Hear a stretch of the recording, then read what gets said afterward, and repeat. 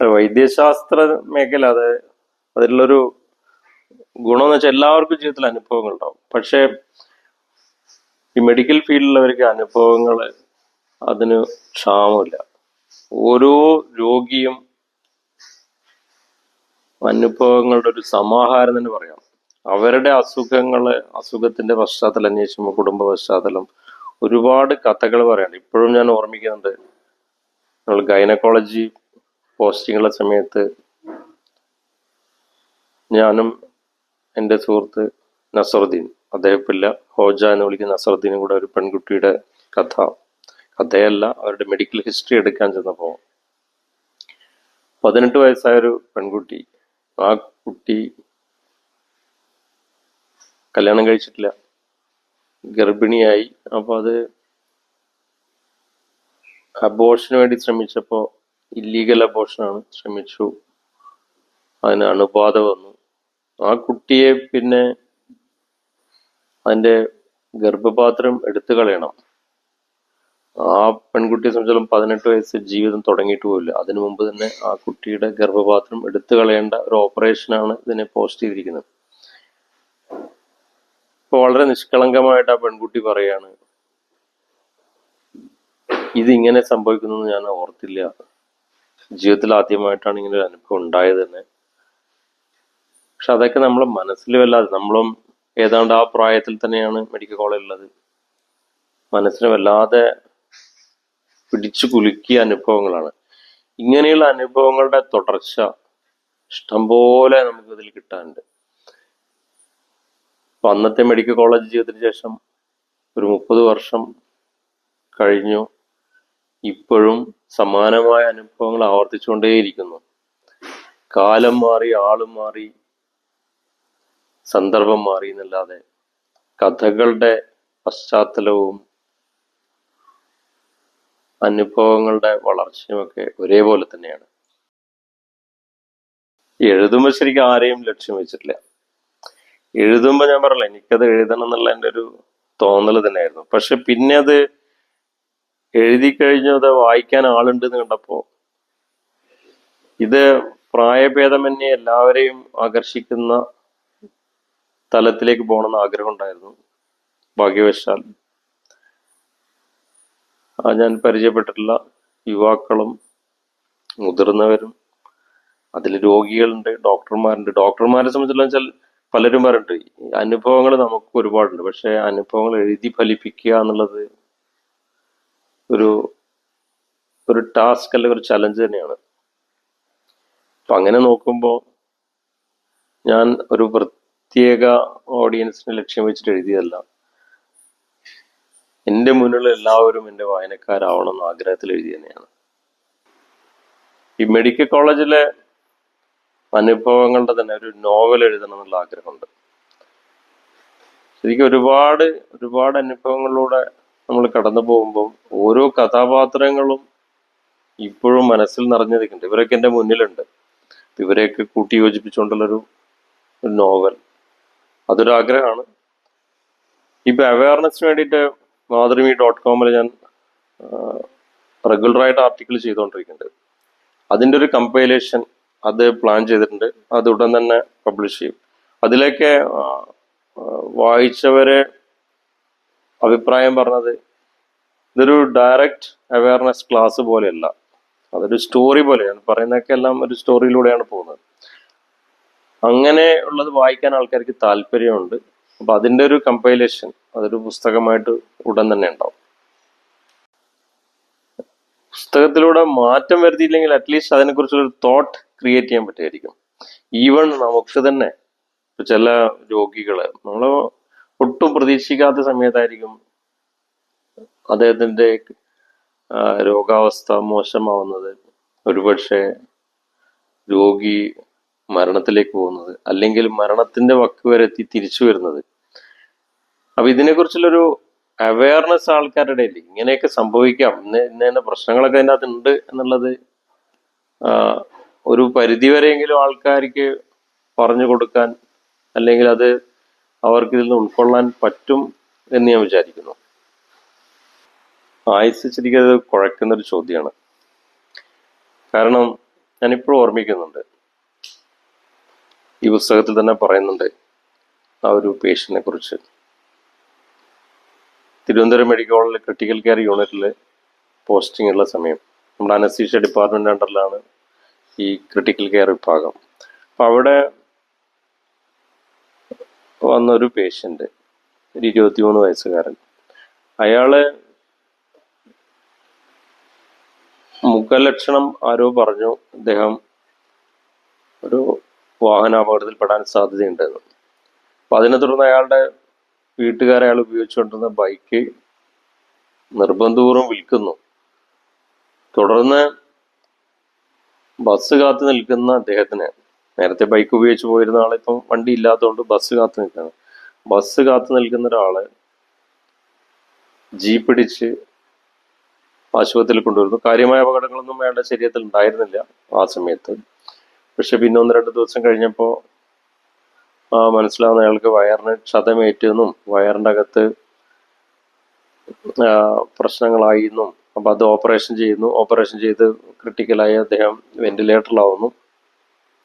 വെന്റിലേറ്ററിൽ കിടന്നുകൊണ്ടിരുന്ന തുടരെ 3-4 ഓപ്പറേഷനുകൾ ചെയ്തിട്ടുണ്ട്. കാരണം വയറിൻ്റെ ഭാഗങ്ങൾ അണുബാധ വന്ന് അത് ദ്രവിച്ചു പോയി. അത് മുറിച്ചു മാറ്റി തുന്നി യോജിപ്പിക്കുക, ചെറുകുടലൊക്കെ തുന്നി യോജിപ്പിക്കേണ്ട അവസ്ഥയൊക്കെ ഉണ്ടായി. ഇനി ഇതിൽ നിന്നൊക്കെ രക്ഷപ്പെട്ട പേഷ്യന്റ്, എനിക്ക് തോന്നുന്നു 35-40 ദിവസത്തിൽ കൂടുതൽ വെന്റിലേറ്ററിൽ കിടന്ന് രക്ഷപ്പെട്ട ആ ചെറുപ്പക്കാരൻ എന്നോട് പറയുന്നുണ്ട്, ഇനി ഡോക്ടറെ കൂടെ ഒരു ബിരിയാണി കഴിച്ചിട്ട് ഡിസ്ചാർജ് ആയി പോകണം. അങ്ങനെ ഞാൻ അയാൾക്ക് ബിരിയാണി വാങ്ങിക്കൊടുക്കുന്നു. ആ രോഗി രക്ഷപ്പെട്ട് മെഡിക്കൽ കോളേജിൽ നിന്ന് പോകുന്നു. പക്ഷെ ഒരാഴ്ച കഴിഞ്ഞിട്ട് പിന്നെ ഞാൻ കേൾക്കുന്ന വാർത്ത, അദ്ദേഹം ചായ കുടിച്ചുകൊണ്ടിരിക്കുമ്പോൾ എന്തൊരു ചുമ വന്നു, ശ്വാസതടസ്സം വന്നു, രോഗി മരിച്ചു. അപ്പൊ ഇങ്ങനെ അപകടം ഉണ്ടോ നേരത്തെ പറഞ്ഞു വെച്ച് അതിൽ രക്ഷപ്പെടുത്താനുള്ള മാർഗങ്ങളൊക്കെ അയാൾക്ക് ഉണ്ടാക്കി കൊടുത്തു. എന്നിട്ട് സർജറി ചെയ്തു. ഇതിനൊക്കെ അതിജീവിച്ചു വന്ന ഒരാള് തിരിച്ചു വീട്ടിലെത്തിയിട്ട് ഒരാഴ്ച കഴിഞ്ഞിട്ട് മരിക്കുന്നു പറയുമ്പോൾ അതിൽ നമുക്കത് നിർവചിക്കാവുന്നതല്ല. എന്നാൽ 85 ദിവസത്തോളം വെന്റിലേറ്ററിൽ കിടന്ന്, അന്ന് തിരുവനന്തപുരം മെഡിക്കൽ കോളേജിൽ 2 ദിവസത്തിൽ കൂടുതൽ വെന്റിലേറ്ററിൽ കിടന്നാൽ, ഞാൻ പറയുന്നത് 2000-2005 കാലഘട്ടമാണ്. 2 ദിവസത്തിൽ കൂടുതൽ വെന്റിലേറ്ററിൽ കിടന്നാൽ ആ രോഗി രക്ഷപ്പെടില്ല എന്ന് വിചാരിച്ചുകൊണ്ടിരുന്ന ഒരു കാലഘട്ടമായിരുന്നു. ഇന്നത്തെ പോലെ തീവ്രപരിചരണ വിഭാഗങ്ങൾ അത്രത്തോളം അഡ്വാൻസ്ഡ് ആയിരുന്നില്ല. ആ കാലഘട്ടത്തിൽ 85 ദിവസം വെന്റിലേറ്ററിൽ കിടന്നിട്ട് രക്ഷപ്പെട്ട ആള് അവിടെ രക്ഷപ്പെട്ടു പോയ ശേഷം ഇപ്പോഴും, അതായത് 20 വർഷത്തിന് ശേഷം അയാൾ ജീവിച്ചിരിക്കുന്നുണ്ട്. അതൊരു അത്ഭുതമാണ്. ചിലത് മിറാക്കിൾ നമ്മൾ പറയും. നമുക്ക് കൃത്യമായിട്ട് പറയാൻ പറ്റാത്തൊരു സാഹചര്യം അല്ലെങ്കിൽ പറയാൻ പറ്റാത്ത ഒരു അവസ്ഥയിൽ നമ്മളത് ഒരു അത്ഭുതം എന്നോ പ്രതിഭാസം എന്നൊക്കെ പറയുമല്ലോ, അതുപോലെ ആയുസ് എന്നുള്ളത് അങ്ങനെ നിർവചിക്കാവുന്നതാണെന്ന് എനിക്ക് തോന്നുന്നില്ല. അല്ല, അതില് ആ ചോദ്യത്തിന് എനിക്ക് ഇഷ്ടപ്പെട്ട ഒരു മറുപടി എന്താ വെച്ചാല്, മുമ്പ് അനസ്തീഷ്യ എന്ന് പറഞ്ഞാൽ ആൾക്കാർക്ക് അറിയാത്തൊരു മേഖലയായിരുന്നു. പ്രത്യേകിച്ചും ഒരു ഓപ്പറേഷന് വരുന്ന രോഗിയെ സംബന്ധിച്ചിടത്തോളം അവര് കാണുന്നത് ഒരു സർജനെയാണ്. തിയേറ്ററിലുള്ള അനസ്തീഷ്യ ഡോക്ടറെ ആ കർട്ടന് പിറകിലുള്ള ഒരാളായിട്ടാണ് പലരും വിചാരിച്ചിട്ടുള്ളത്. പക്ഷെ ഒരു അനസ്തീഷ്യ എന്ന് വെച്ചാൽ വെറുതെ ഒരു ഇഞ്ചക്ഷൻ കൊടുക്കുകയും ഉറക്കുകയും അടുത്ത ഇഞ്ചക്ഷൻ കൊടുത്ത് ഉണർത്തുകയും ചെയ്യുന്നതല്ല എന്ന് പലരും മനസ്സിലാക്കി ഇത് പുസ്തകം വായിച്ചിട്ടാണെന്ന് അറിയാം. ഇത്രയും വലിയൊരു പ്രോസസ് അല്ലെങ്കിൽ പ്രൊസീജിയറാണ് അനസ്തീഷ്യ എന്ന ആൾക്കാർ ഈ പുസ്തകം വായിച്ചപ്പോൾ മനസ്സിലാക്കി എന്ന് പറഞ്ഞ് കേൾക്കുമ്പോൾ അതില് രോഗികളും സാധാരണക്കാരും മാത്രമല്ല, ഒരു പരിധിവരെ പ്രൈമറി കെയർ ഫിസിഷ്യന്മാർ പോലും ഇങ്ങനെയുള്ള കാര്യങ്ങളൊക്കെ തിയേറ്ററിൽ നടക്കുന്നുണ്ട് എന്നുള്ളത് ഈ പുസ്തകത്തിലൂടെ അറിഞ്ഞു എന്ന് പറയുന്നു.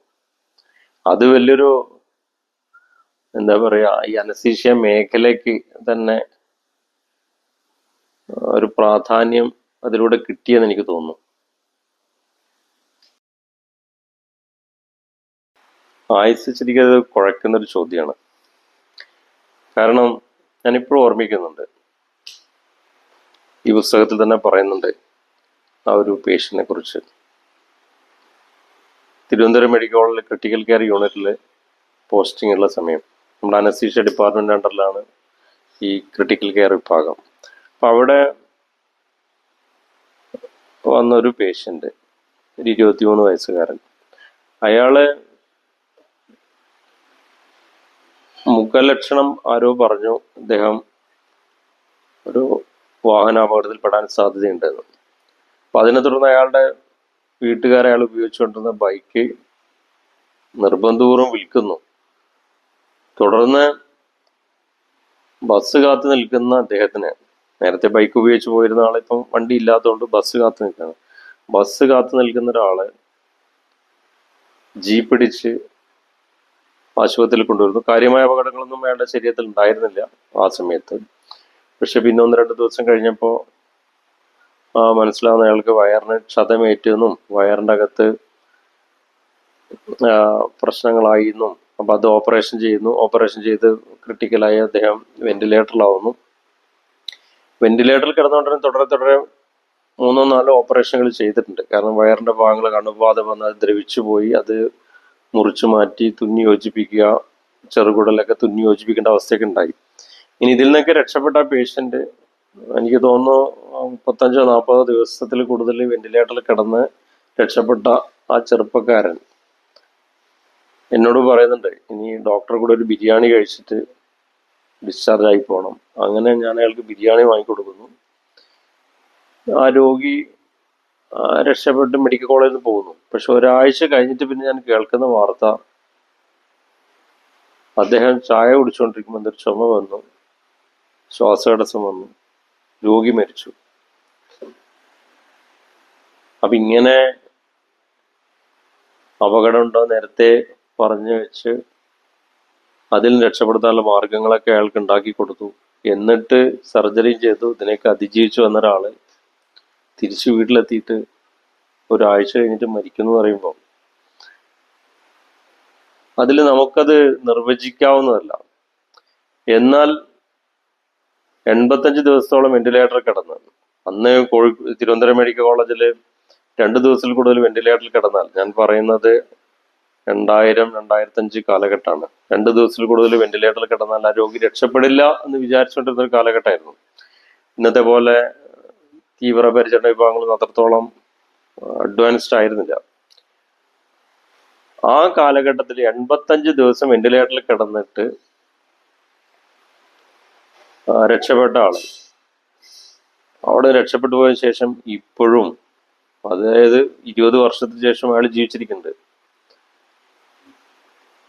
അതൊരു അത്ഭുതമാണ്. ചിലത് മിറാക്കിൾ നമ്മൾ പറയും. നമുക്ക് കൃത്യമായിട്ട് പറയാൻ പറ്റാത്തൊരു സാഹചര്യം അല്ലെങ്കിൽ പറയാൻ പറ്റാത്ത ഒരു അവസ്ഥയിൽ നമ്മളത് ഒരു അത്ഭുതമെന്നോ പ്രതിഭാസം എന്നൊക്കെ പറയുമല്ലോ, അതുപോലെ ആയുസ് എന്നുള്ളത് അങ്ങനെ നിർവചിക്കാവുന്നതാണെന്ന് എനിക്ക് തോന്നുന്നില്ല.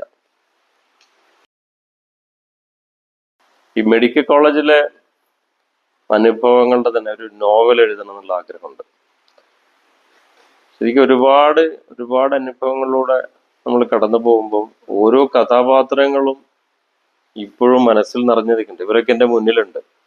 ഇവരെയൊക്കെ കൂട്ടി യോജിപ്പിച്ചുകൊണ്ടുള്ളൊരു നോവൽ, അതൊരു ആഗ്രഹമാണ്. ഇപ്പൊ അവയർനെസ്സിന് വേണ്ടിയിട്ട് മാതൃഭൂമി.com ഞാൻ റെഗുലറായിട്ട് ആർട്ടിക്കിൾ ചെയ്തുകൊണ്ടിരിക്കുന്നുണ്ട്. അതിൻ്റെ ഒരു കമ്പൈലേഷൻ അത് പ്ലാൻ ചെയ്തിട്ടുണ്ട്. അത് ഉടൻ തന്നെ പബ്ലിഷ് ചെയ്യും. അതിലേക്ക് വായിച്ചവരെ അഭിപ്രായം പറഞ്ഞത്, ഇതൊരു ഡയറക്റ്റ് അവയർനെസ് ക്ലാസ് പോലെയല്ല, അതൊരു സ്റ്റോറി പോലെയാണ്. പറയുന്നതൊക്കെ എല്ലാം ഒരു സ്റ്റോറിയിലൂടെയാണ് പോകുന്നത്. അങ്ങനെ ഉള്ളത് വായിക്കാൻ ആൾക്കാർക്ക് താല്പര്യമുണ്ട്. അപ്പൊ അതിൻ്റെ ഒരു കമ്പൈലേഷൻ, അതൊരു പുസ്തകമായിട്ട് ഉടൻ തന്നെ ഉണ്ടാവും.